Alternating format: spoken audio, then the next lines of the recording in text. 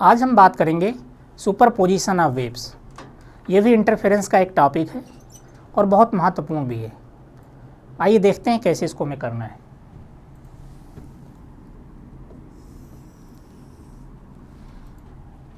Superposition of wave को हम लोग बोलते हैं अध्यारोपण। तो जरा देखते हैं सुपरपोजिशन ऑफ वेव्स होता क्या है।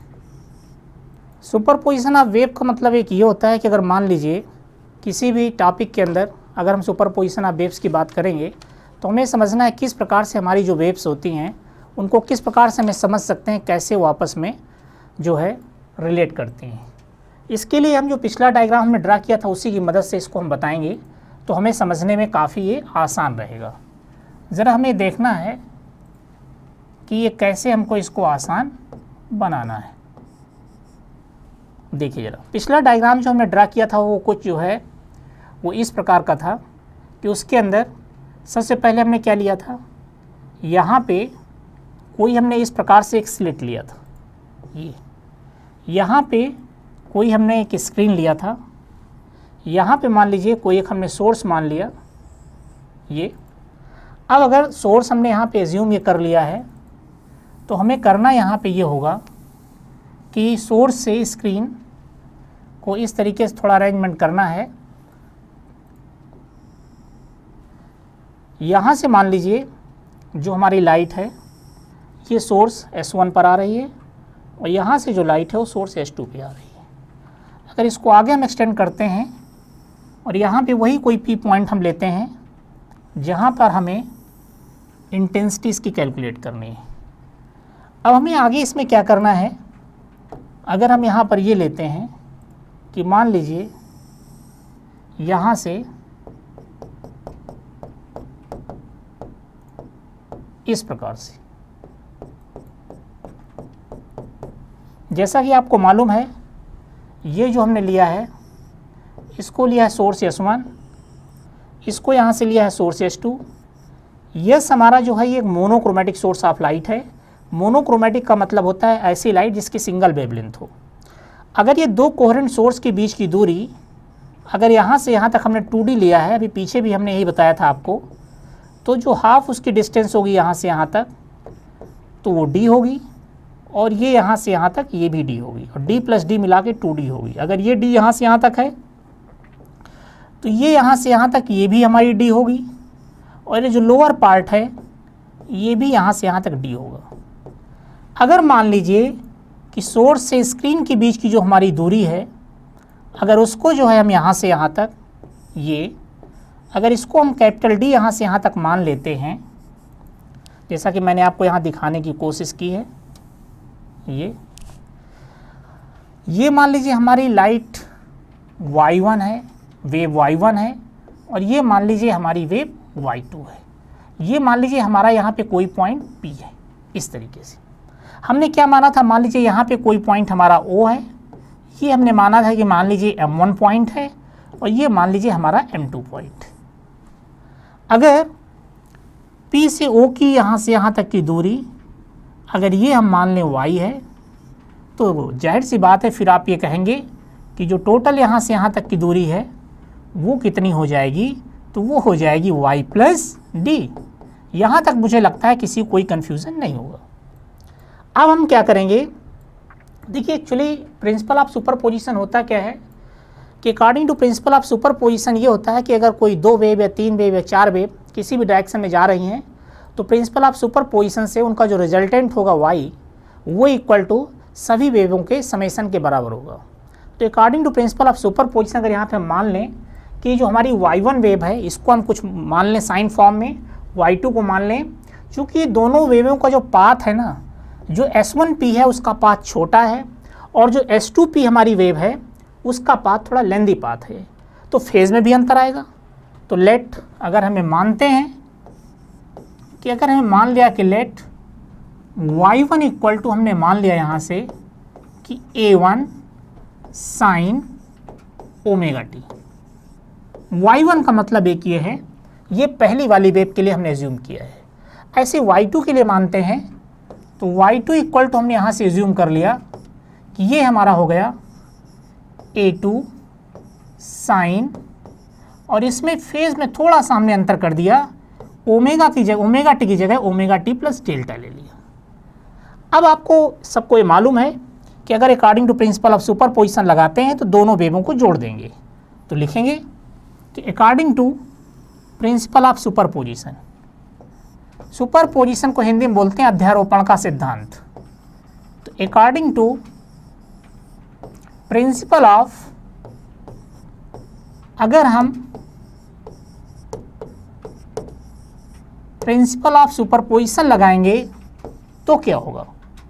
According to principle of superposition, इसको बोलते हैं अध्यारोपण का सिद्धांत। तो according to principle of superposition जो हमारी वेव y है उसको हम ले लेते हैं। तो ये y इक्वल टू यहाँ से हो जाएगा y1 प्लस y2। इसको दे दिया suppose that equation number A. y1 की वैल्यू कितनी है? a1 साइन ओमेगा टी है। y2 की वैल्यू कितनी है? a2 साइन ओमेगा टी है। दोनों वैल्यू रख देंगे तो y इक्वल टू यहाँ से आ जाएगा, y1 की वैल्यू कितनी है? a1 साइन ओमेगा टी, तो ये आ जाएगा a1, ये हो जाएगा sign omega t plus y2 की वैल्यू कितनी है? a2 sine omega t plus delta, तो ये हो जाएगा a2, ये हो जाएगा sign omega t plus delta. अगर हम ये मान लें, ये थोड़ा यहाँ पे समझना हमें आवश्यक हो जाता है। ये जो फार्मूला हमें दिख रहा है ये कुछ इस तरीके से दिख रहा है, साइन ए प्लस बी का फार्मूला। अगर इसको हम ए मान लें, इसको बी मान लें, तो साइन ए प्लस बी के फार्मूले से इसको हम ओपन भी कर सकते हैं। तो क्या आ जाएगा यहाँ से आ जाएगा y इक्वल टू, ये हो जाएगा, इसको हम अगले उसमें करेंगे ताकि फिर हमें दोबारा न लिखना पड़े। तो यहाँ से हम ध्यान रखेंगे कि y1 equal to a1 sine omega t और y2 equal to a2 sine omega t plus delta. तो जरा देखिए हम क्या करते हैं।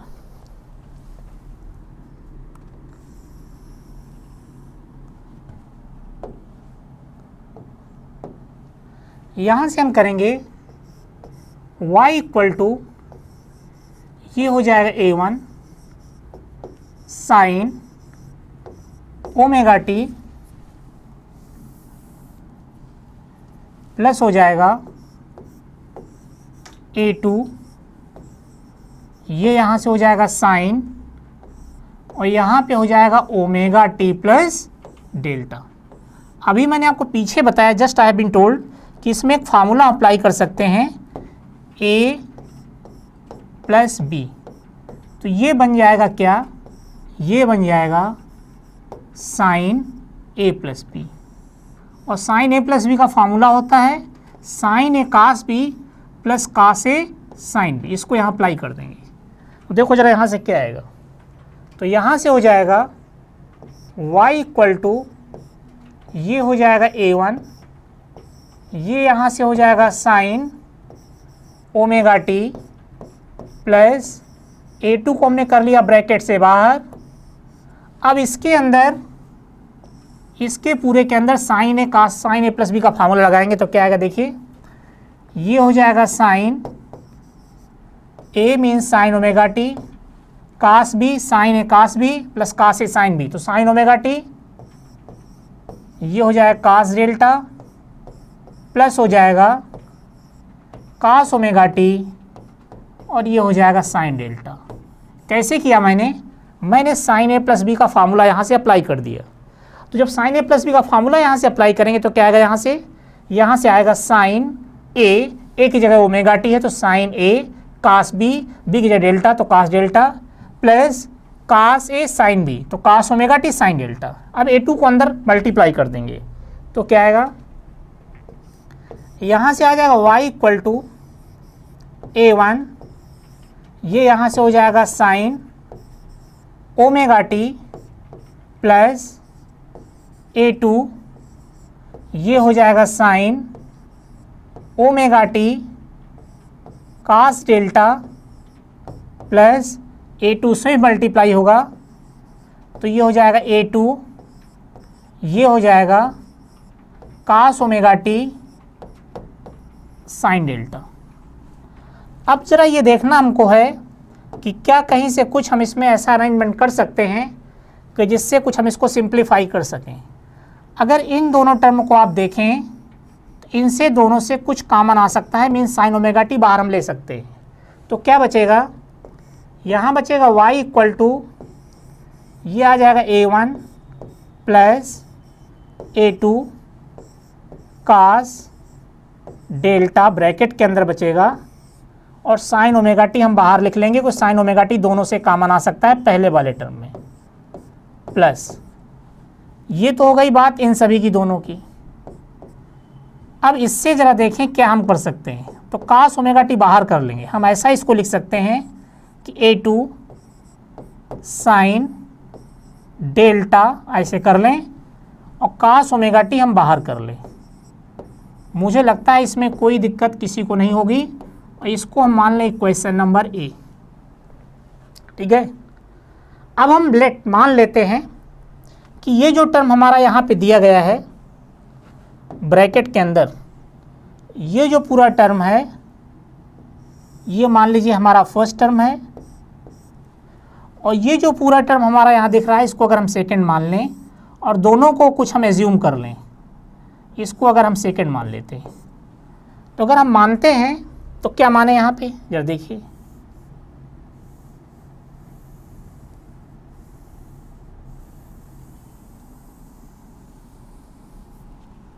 यहाँ से हम मानते हैं late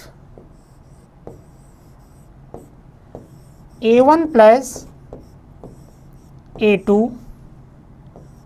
cos delta equal to a cos theta, इसको हम मान लेते हैं, इसको मान लेते हैं suppose that b,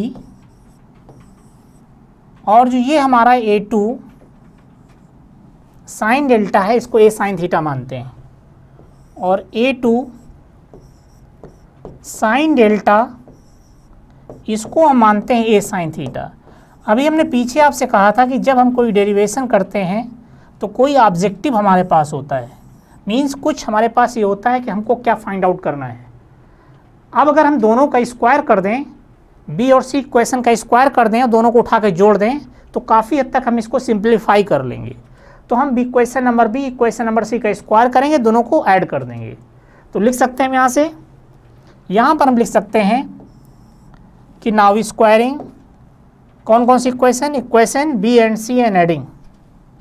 now squaring, squaring मतलब होता है दोनों का वर्क करने पर। Now squaring equation B and C, equation B and C and adding. Equation B और सी को हमने क्या किया, स्क्वायर किया, दोनों को उठा के ऐड कर दिया। तो जरा देखो क्या आएगा, ध्यान से अगर आप देखें तो आपको बिल्कुल क्लियर हो जाएगा। पहले हम इसको ऐड करते हैं राइट साइड को, तो क्या आएगा देखिए, ये आएगा A square cos square theta plus A square sine square theta. तो आएगा ए स्क्वायर, ये हो जाएगा कास स्क्वायर थीटा प्लस हो जाएगा ए स्क्वायर, ये हो जाएगा sine square theta equal to. अगर राइट साइड में आप देखेंगे तो ये बेहद इंटरेस्टिंग बन जाएगा। क्यों बेहद इंटरेस्टिंग बन जाएगा, ज़रा ध्यान से आप देखिए, ये जो टर्म है ये अलग होगा, तो जब इसका आप स्क्वायर करेंगे तो बनेगा a1 plus a2 cos delta, इसका स्क्वायर बन जाएगा प्लस,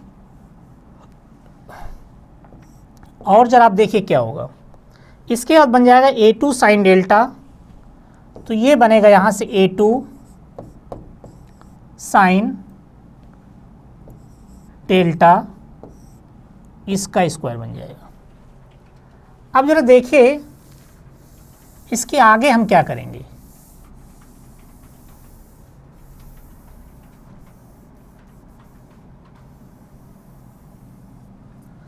इसके आगे हमको इसको सिंप्लीफाई करने के लिए करना पड़ेगा, एक बड़ा साधारण स्टेप हम लेंगे यहाँ से। इसमें और इसमें से, दोनों में से अगर हम ए स्क्वायर बाहर करते हैं तो ये cos square theta plus sine square theta बचेगा, जो कि 1 हो जाएगा। तो यहाँ से आ जाएगा ए स्क्वायर हम बाहर करते हैं तो ब्रैकेट के अंदर यहाँ पे आ जाएगा, ये हो जाएगा कास स्क्वायर थीटा प्लस ये यहाँ पे हो जाएगा साइन स्क्वायर थीटा, ये इक्वल टू 1 आ जाएगा। और राइट साइड में कितना आएगा उसको ज़रा देखते हैं। ए प्लस बी के होल स्क्वायर को यहाँ से हम ओपन करेंगे। अगर इसको हम मान लें ए प्लस इसको पूरे को मान लें बी, तो ये ए प्लस बी का होल स्क्वायर ओपन हो जाएगा, कोई दिक्कत यहाँ पे नहीं होगी। तो ए प्लस बी का होल स्क्वायर अगर करेंगे तो यहाँ से हो जाएगा a1 स्क्वायर प्लस ये हो जाएगा a2 square cos square delta, क्योंकि A square plus B square तो a2 square cos square delta plus 2a into B, तो प्लस हो जाएगा 2 times of a1 a2 cos delta,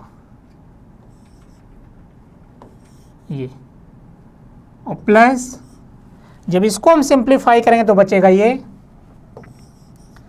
हो जाएगा a2 square sine square delta. अब समझने वाली बात यहाँ से एक ये है जो बड़ी महत्वपूर्ण है यहाँ से, कि जब हम इसको यहाँ से करेंगे तो ये जो टर्म यहाँ पे दिख रहा है ये वाला, इसको और अगर इसको हम साथ में लेते हैं तो दोनों से a2 स्क्वायर कॉमन आ जाएगा और बचेगा क्या, cos square delta plus sine square delta 1 हो जाएगा। ऐसे ही यहाँ पे कास स्क्वायर थीटा और साइन स्क्वायर थीटा क्या होगा, 1 होगा। तो क्या बचा यहाँ पे आएगा ए स्क्वायर इक्वल टू, देखिए यहाँ से क्या आ जाएगा यहाँ से हो जाएगा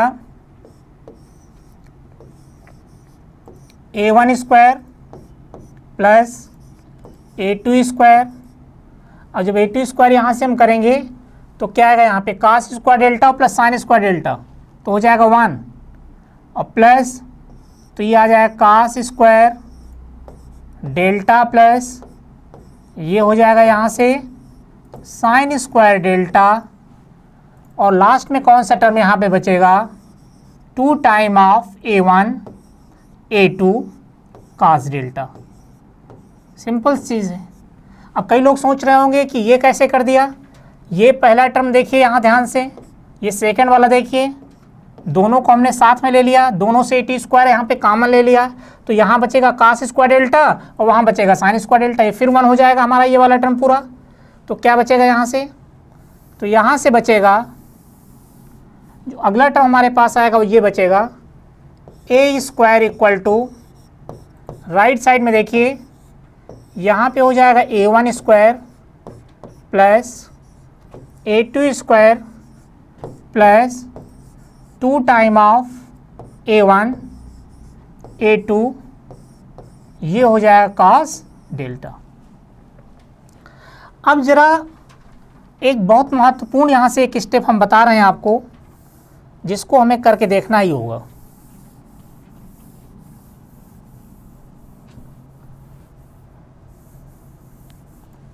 क्या करना है उस स्टेप के अंदर, अगर इधर से हम स्क्वायर हटाएंगे तो उधर हम अंडर रूट लगा देंगे, तो a इक्वल टू यहाँ पे आ जाएगा अंडर रूट ऑफ, ये आ जाएगा यहाँ पे a1 square plus a2 square plus 2 time of a1 a2, और यहाँ पे आ जाएगा कास डेल्टा। ये जो था यही हमारा यहाँ पर मेन ऑब्जेक्टिव था, जो कि हमने यहाँ से अभी फाइंड आउट कर लिया है। लेकिन अभी ऐसा नहीं है कि हमारा काम पर्पज यहाँ पे पूरा सॉल्व हो गया है, अभी और हमें करना है। तो अब हम यहाँ से क्या करेंगे, यहाँ पे स्पेसिफिक कंडीशन अप्लाई कर देंगे कि अगर मान लीजिए हमारा कंस्ट्रक्टिव इंटरफेरेंस है तो क्या होगा, डिस्ट्रक्टिव में क्या होगा। तो फॉर कंस्ट्रक्टिव इंटरफेरेंस लेते हैं मीन संपोषी व्यतिकरण के लिए, फॉर कंस्ट्रक्टिव इंटरफेरेंस अगर संपोषी व्यतिकरण होता है तो उसके लिए क्या होता है, डेल्टा इक्वल टू जो वैल्यू होती है वो होती है 2n पाई, ये वैल्यू होती है। कंस्ट्रक्टिव जो इंटरफेरेंस होता है उसको हम बोलते हैं संपोषी व्यतिकरण। तो कास डेल्टा की वैल्यू कितनी होगी, तो यहाँ पे हो जाएगा कास डेल्टा इक्वल टू,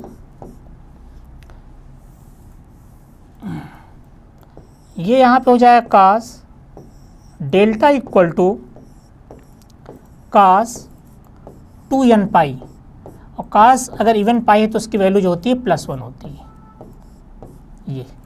तो अगर यहाँ पर हम मीन्स इसकी जगह पर अगर हमें वैल्यू रखेंगे, मीन्स इक्वेशन नंबर कहाँ पर रखेंगे, इक्वेशन नंबर इसको मान लेते हैं सपोज दैट a डैश, तो क्या होगा यहाँ से, तो यहाँ से आ जाएगा a इक्वल टू, हमको वहाँ से मिलेगा under root a1 square plus a2 square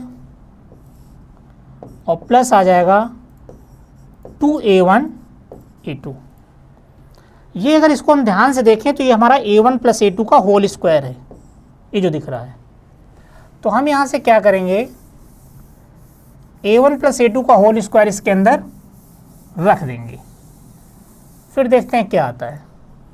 तो अगर इसके अंदर हम लिखेंगे तो हमें चूँकि मालूम है कि यहाँ से आ जाएगा a equal to under root, क्या आएगा यहाँ से, ये आएगा a1 plus a2 whole square. एक फार्मूला हमें और भी मालूम है कि जो इंटेंसिटी हमारी होती है, जो तीव्रता होती है, वो होती है स्क्वायर ऑफ एम्पलीट्यूड।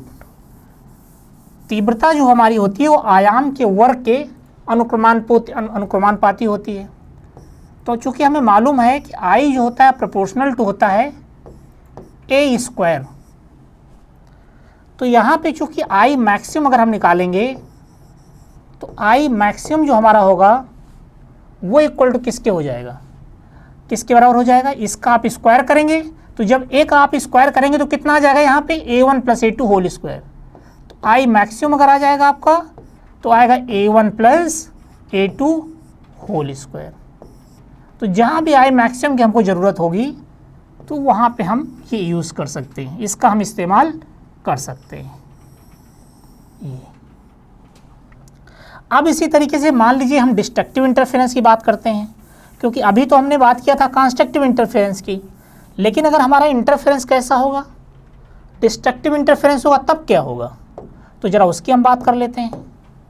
तो फॉर डिस्ट्रक्टिव इंटरफेरेंस, अगर डिस्ट्रक्टिव हमारा इंटरफेरेंस है तो क्या होगा, डिस्ट्रक्टिव इंटरफेरेंस में ये होगा कि जो डेल्टा होता है हमारा, उसकी वैल्यू जो होती है वो होती है 2n + 1 पाई, मतलब काट ये जो है 8 पाई हो रहा है। तो अगर कास डेल्टा निकालेंगे तो यहाँ से कास डेल्टा इक्वल टू आ जाएगा कास, ये हो जाएगा 2n + 1 पाई, इसकी वैल्यू होगी -1। ये वैल्यू उठा के वहीं पे ऊपर रख देंगे तो a इक्वल टू कितना आ जाएगा, a इक्वल टू आएगा अंडर रूट, पीछे वाली इक्वेशन में रख रहा हूँ, तो ये आ जाएगा a1 square plus a2 square plus twice a1 a2, तो एज इट इज़ रहेगा, और कास डेल्टा की जगह कितनी रखेंगे वैल्यू, -1। अब जब -1 को इससे मल्टीप्लाई करें तो क्या आएगा, तो ये प्लस को माइनस कर देगा, तो इम्प्लाइज दैट यहाँ से जो आपका आएगा वो ये आ जाएगा, ये हो जाएगा a1 square plus a2 square minus 2 time of a1 a2। अगर इसको आप ध्यान से देखें तो ये a1 माइनस a2 का होल स्क्वायर लिखा हुआ है, इज़न्ट इट। तो अगर ये a1 माइनस a2 का होल स्क्वायर लिखा है तो क्या कर सकते हैं इसको, तो ज़रा देखिए, तो इसका मतलब यहाँ से a इक्वल टू लिखा है under root a1 minus a2 whole square. फिर वही कंडीशन लगा देंगे क्या, कि जो I है इंटेंसिटी वो प्रोपोर्शनल टू होती है स्क्वायर ऑफ एम्पलीट्यूड। तो अगर प्रोपोर्शनल टू होती है स्क्वायर ऑफ एम्पलीट्यूड तो यहाँ से क्या होगा, तो यहाँ से हो जाएगा कि जो I है तीव्रता जो हमारी मिनिमम होगी वो इक्वल टू हो जाएगी A1 minus A2 whole square. तो हमने I मैक्सिमम निकाल लिया, I मिनिमम निकाल लिया। इस तरीके से कि सुपरपोजिशन ऑफ वेव में कैसे हमारी इंटेंसिटी मैक्सिमम होती है और कैसे हमारी इंटेंसिटी जो है मिनिमा होती है। लेकिन एक बहुत महत्वपूर्ण इसमें क्वेश्चन भी हम लेते हैं, जरा देखते हैं कि कैसे हम उसको इस एप्लीकेशन पे बेस्ड कैसे उसको हम सिंप्लीफाई करेंगे। जैसे मान लीजिए एक क्वेश्चन हम लेते हैं कि अगर उसमें मान लीजिए आपको ये दिया गया है कि I मैक्सिमम I मिनिमम की हेल्प से कोई क्वेश्चन आपको निकालना है, सॉल्व करना है, तो कैसे करेंगे। इस क्वेश्चन में लिखा है प्रूव दैट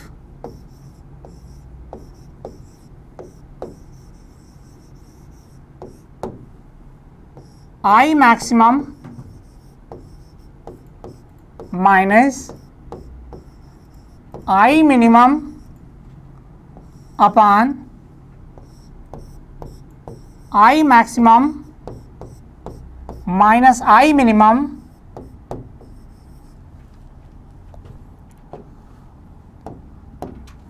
इक्वल टू लिखा है 2 root alpha upon 1 plus alpha. ये हमको यहाँ पे प्रूफ करना है लेफ्ट हैंड साइड की मदद से। तो चलिए LHS हम लेते हैं, left hand side. We know that अभी जस्ट हमने यहाँ प्रूफ किया है कि I मैक्सिमम इक्वल टू कितना होता है। तो I maximum equal to A1 plus A2 whole square होता है और I मिनिमम इक्वल टू अभी हमने निकाला है जस्ट, ये होता है A1 minus A2 whole square. ये दोनों के दोनों वैल्यू उठा के हम यहाँ पे लेफ्ट हैंड साइड में यहाँ पे प्लेस करेंगे। तो क्या आएगा, यहाँ से देखिए, यहाँ पे हो जाएगा A1 plus A2 whole square minus I minimum में कितना हो जाएगा, ये हो जाएगा A1 minus A2 whole square upon denominator में कितना आ जाएगा। डिनोमिनेटर में अगर हम देखेंगे, सॉरी यहाँ पे प्लस है, तो यहाँ पे कितना हो जाएगा, ये हो जाएगा A1 प्लस A2, ये हो जाएगा होल स्क्वायर और plus A1 minus A2 whole square. अब इसको सिंप्लीफाई करना है तो A प्लस बी का होल स्क्वायर हो जाएगा। तो जरा इसको सिंप्लीफाई करते हैं तो कितना हो जाएगा। अगर आप न्यूमरेटर साइड में देखेंगे तो यहाँ पे आ जाएगा A1 square plus A2 square plus 2 times of A1 A2। ये तो पहले ब्रैकेट से आ गया। दूसरे में करेंगे तो माइनस आपने बाहर कर लिया, माइनस के अंदर करेंगे A माइनस बी का होल स्क्वायर, तो A1 स्क्वायर प्लस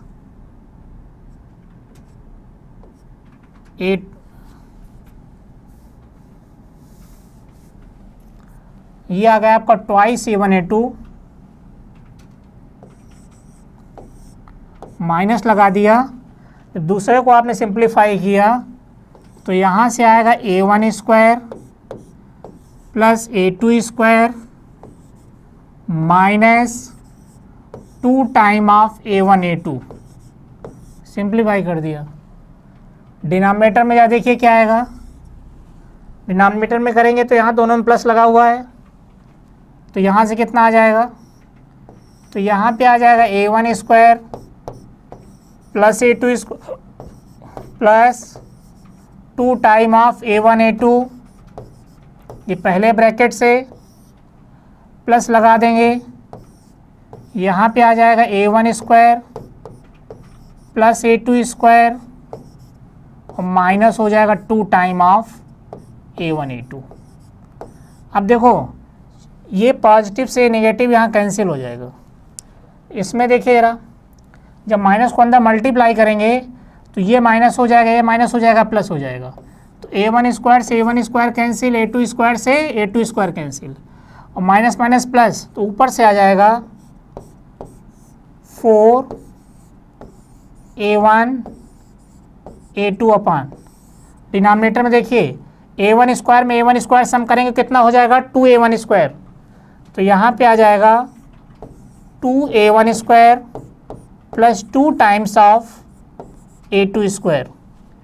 डिनोमिनेटर से क्या करेंगे 2 बाहर कर लेंगे, तो ये हो जाएगा 4A1 A2 अपान 2 बाहर कर लेंगे, तो यहाँ से आ जाएगा A1 square plus A2 square, 2 2 जा यहाँ से हो जाएगा 4, तो इम्प्लाइज दैट यहाँ से आएगा कितना, ये हो जाएगा 2 टाइम A1 A2 अपान, डिनोमिनेटर में आ जाएगा A1 square plus A2 square.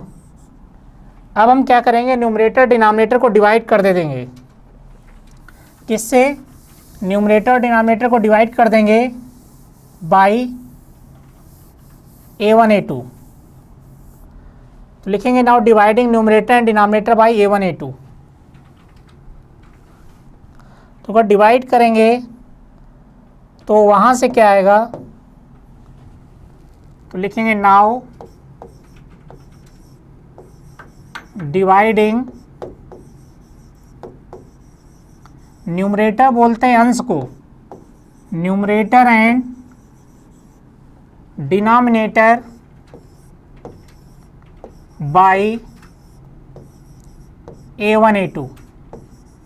अगर न्यूमरेटर डिनोमिनेटर को A1 A2 से डिवाइड करें तो क्या आएगा, देखिए A1 A2 से A1 A2 कैंसिल हो जाएगा, तो ये हो जाएगा 2 time of A1 A2 divided with A1 A2 अपान, नीचे आएगा तो यहाँ पे हो जाएगा A1 square upon 2 time of A1 A2 plus यहाँ पे हो जाएगा A2 स्क्वायर अपान, यहाँ पे हो जाएगा A1 A2, ये यहाँ से यहाँ पूरा कैंसिल, सॉरी A1 से A1 कैंसिल, A2 से A2 कैंसिल,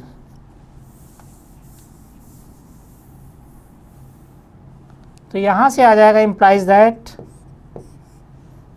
2 अपान, यहाँ पे बचेगा A1 अपान A2 और प्लस आ जाएगा A2 अपान A1। इसको दे दिया suppose that equation number A dash. अब हमने मान लिया कि let A1 upon A2 equal to root alpha, तो क्या होगा, इसी तरीके से दूसरे को भी मान लेंगे और दोनों वैल्यूज़ को उठा के प्लेस कर देंगे। लेट, हमने मान लिया A1 upon A2 equal to under root alpha, तो A2 upon A1 equal to क्या आ जाएगा, ये हो जाएगा 1 अपान रूट अल्फ़ा। ये दोनों वैल्यूज उठा के इक्वेशन नंबर A डैश में प्लेस कर देंगे।